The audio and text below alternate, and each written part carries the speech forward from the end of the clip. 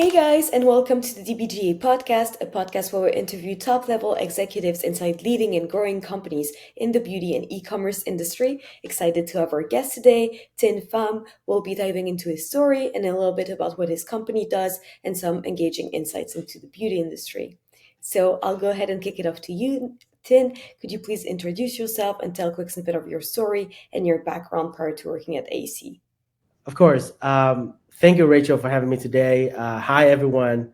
My name is CMO and co-founder of Acie. It's an AI-powered skin monitoring device for everyday use. So in the past 12 years, I've done marketing for many exciting projects, including Estee Lauder companies, uh, the second largest cosmetic company in the world, very closely related to Acie. Irritable, a neuroscience company backed by Founders Fund and Samsung Venture. Beauty Box, another beauty company, a K-beauty cosmetic chain with over 12 stores, over 15 million dollars revenue annually and growing at 70%. And lastly, is SmartPay, a leading fintech IoT solution for merchants, serving over 700,000 of them, and just got funded by Japan's SMBC Group. Um, so, so a lot of the companies, if not most companies I work for, are startups, right? It's because I always wanted to be an entrepreneur ever since I was 6. And it took me 12 years to start my first business when I was 18, and then became financially independent 1 year later, which just fueled my passion for entrepreneurship. Oh, that's awesome. And so, could you explain how you got into the beauty industry and what is it about your job or industry that you're passionate about? Right. So this is actually a very personal story for me. When I was 24, 25, my girlfriend at the time, she was obsessed with makeup, right? At first, I didn't really understand why, but I later found out that she was struggling with anxiety and depression. And some researchers actually point out that the heavy use of makeup and depression are correlated.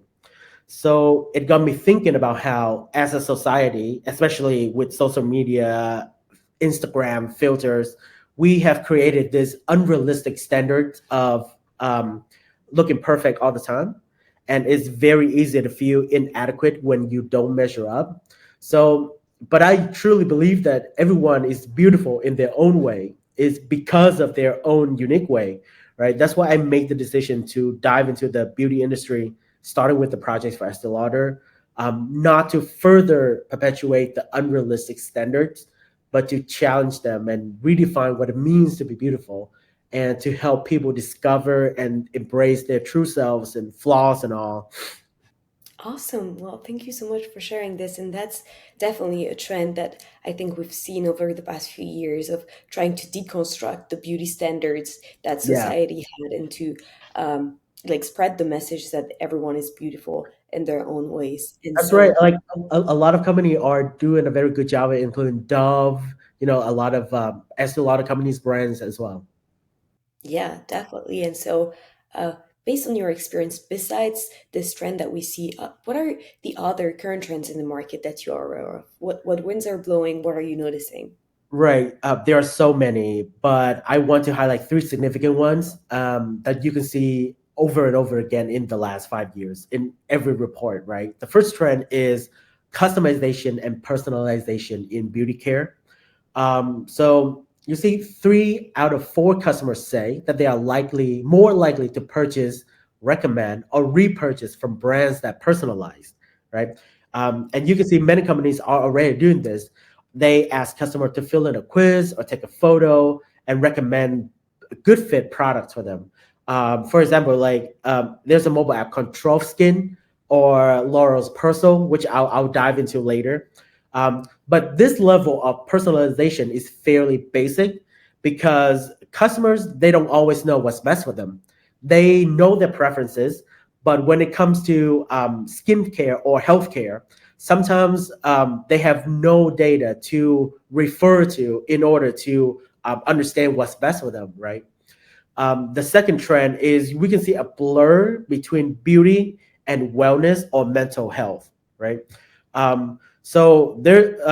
There's a statistic that 70% of US customers are interested in or willing to pay more for products with mood boosting qualities or to help them de-stress, right? And there are practices that are gaining traction among beauty customers in the world, like psychodermatology, which explores the relationship between psychological well-being and skin health, or neurocosmetics, or beauty or our skincare cosmetics that focus on the mind and skin connection. For example, a product called Lycopure. They use BH tomato as a key ingredient to their cream, which is known to benefit sleep by aiding relaxation, right? Um, but I think more importantly, we need to incorporate sensory experiences to make skincare a relaxing, feel good daily ritual to bring pampered days at the spa into their homes, right? And the third trend is we can see a lot of partnerships between cosmetic giants like L'Oreal, Estee Lauder, and tech startups to create more significant impact. The dynamic is that tech startups would bring in technological innovations, new mindset, while the beauty giants would help with R&D, raw material supply, as well as market validation or sales channels. For example, L'Oreal has partnered with a company called Persil, and they recently launched a customized lipstick color mixer where you take a photo of yourself and it creates the most suitable lipstick color for you on that day based on your skin and your outfit, right? Yeah, so those are the three significant trends that I see are very strong, and consumers want it, and companies are adapting to it. Yeah, definitely. Thank you so much for sharing this. And now, I would love to learn more about your company. So, could you tell me about your company and what products are over at AC? Of course, we like to make the comparison that AC is like Apple Health, but for skincare. Our solution includes a smart, all in one skincare device connected to a mobile app powered by advanced AI and biosensors, right? So the breakthrough is based on our US patented technology that combines the built in cosmetic capsules right here, the skin sensors into one single applicator so that users or customers can load their cosmetics into AC skincare anywhere, even in bed, not confined to the makeup table, and monitor how well their skin health is getting every day in real time. That's awesome. And so, what could you develop on this and explain to me what unique value do AC product bring to your customers? Right. Today, it's not difficult to find a product that you think will work for you, right? You have apps, you have people to help you at the store, but that's where it ends, and the trial and error process begins. Our unique value is closing the skincare feedback loop through efficacy transparency. It means that we can tell you exactly what products work or will work for you, backed by your own skin data, then give you actionable insights with your skin type, skin metrics like hydration level, elasticity, oiliness, your current skin condition, and environmental factors accounted for, right? So this is made possible by, again, our biosensors and AI, but the actual challenge is how we can collect the data without adding more burden to the already six-step skincare routines that skincare users currently have. And that is our patented technology. That's awesome. And so, like you said, it's a very dynamic industry. There's a lot of challenges when you get into this industry, especially you have a very comprehensive offer and a very complete product. So, what are some of the challenges of being the CMO at AC? What do the day-to-day challenges look like for you?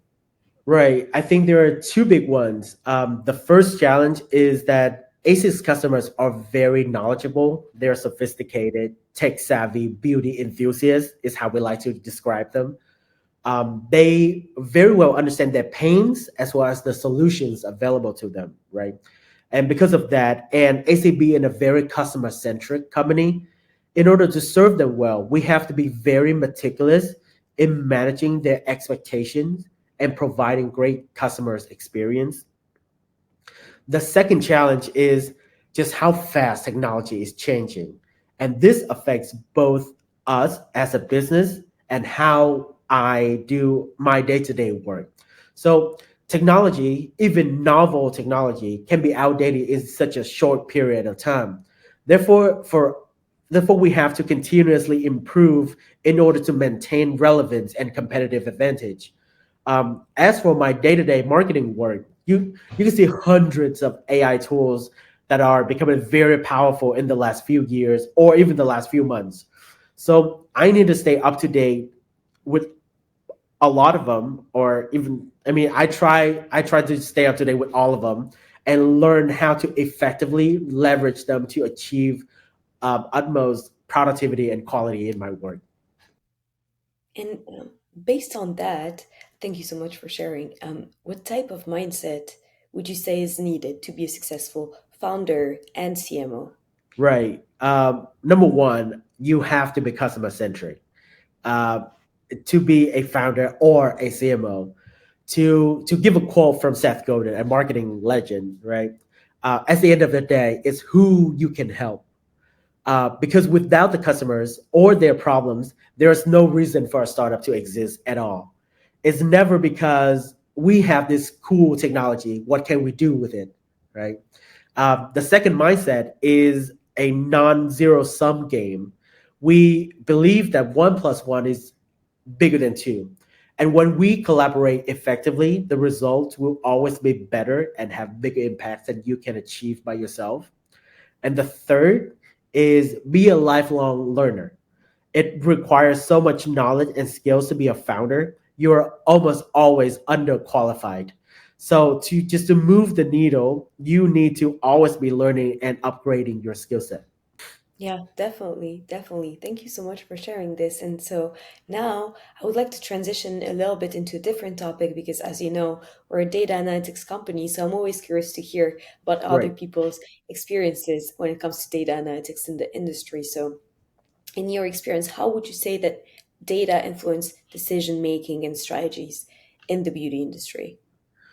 So Naval Ravikant said, your decisions are only as good as the information you base them on. And I think that applies to every industry and every company, not just beauty, right? We certainly take this to heart and implement this in everything we do. It starts with our founders' agreements. So one of the items is that all decisions must be made based on data. Of course, it's not always possible as the data is not available, but we try as much as we can. And so if we take a close look at the beauty industry, the data shows that customers are starting to understand that health is the real wealth, and they want to have a more holistic approach to their personal care and beauty care. So brands are shifting their focus from just the customer's aesthetics to customers' well-being, like improving sleep, mental health, safer ingredients, and whatnot. Yeah, thank you so much for sharing this. And so, um, data is at the core of your offer. So, could you share some insights on the role of data analytics in understanding consumer preferences and trends within your company? Of course, I have two case studies where data analytics helped us a lot. Right? The first was during our ideation phase. We saw that 76% of customers are more likely to buy from brands that offer personalized solutions. And also, three out of four demand scientific proof behind any beauty claims. And because of that, we took a bet on creating a deeply personalized skincare solution that is AC today. The second case was during our market validation campaign. Because our solution is such a comprehensive solution, we wanted to find the most resonating value proposition for us among our customers. And we had to A/B test over 20 messages and compare the results throughout the entire marketing funnel on metrics like click-through rate, conversion rate, time on site, subscription rate, and to find our hero message. And so I think uh, data is at the core of what we do, of how we think, and um, absolutely how we can succeed. Yeah, definitely. Thank you so much for sharing all of this. And I couldn't agree more. I think data is you cannot work without data in today's world.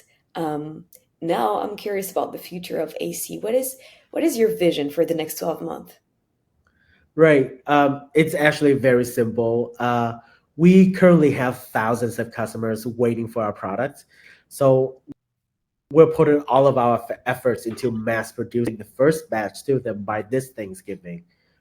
Yeah, that's pretty much what everyone in the company is working on right now. That's awesome. Very, very exciting things coming this year then. And now I have a last question. It's a loaded one, but I like to ask it. I think it's a good way to kind of wrap things up. Hmm.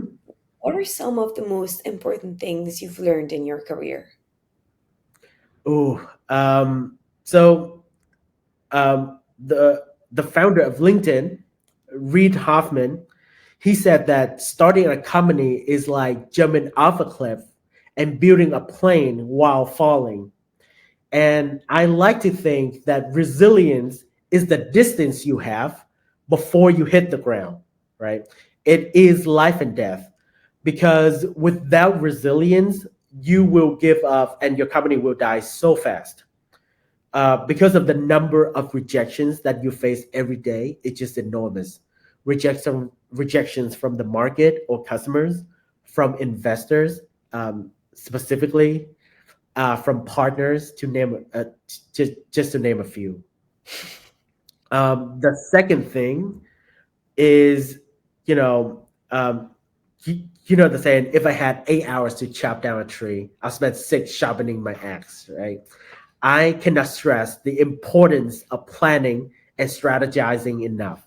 It is true that no plan survives actual contact, but having a plan can help you execute predetermined actions very fast and pivot so effectively even when things do not go according to plan. So I think besides the all of the professional skills or the domain knowledge, that or the soft skills that you learn along the way, these two are very important when or especially when you get to a higher level in your organization. Well, thank you so much for sharing this. That's very interesting and very insightful. And yeah, thank you so much for coming on the podcast. Now, for the people that are listening or watching and that want to reach out to you, where can they find you?